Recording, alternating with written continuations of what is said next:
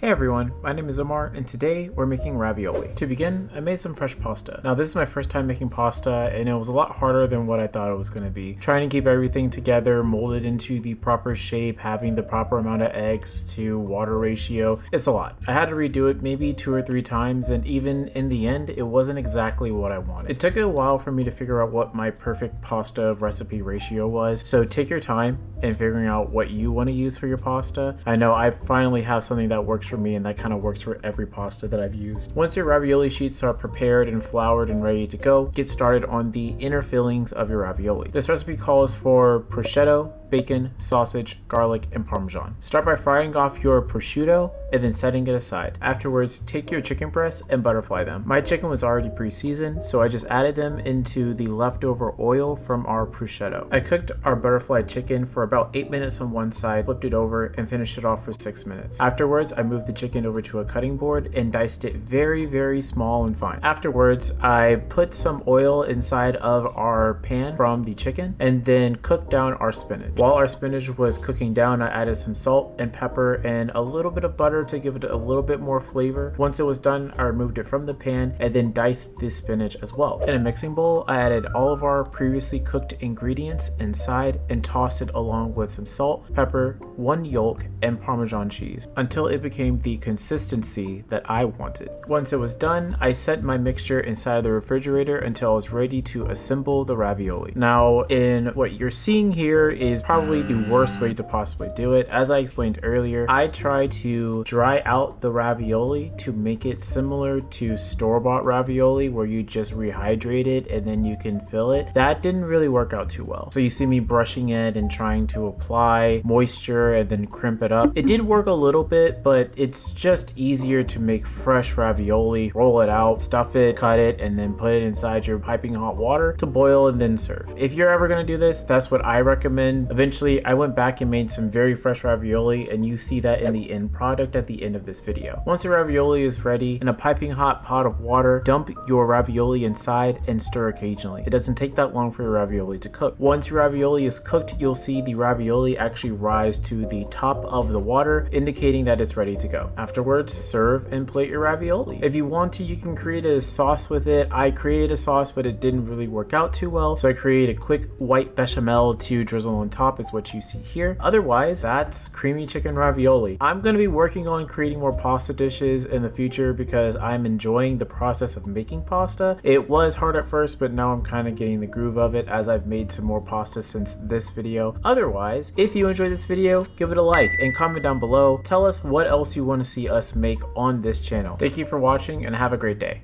Bye.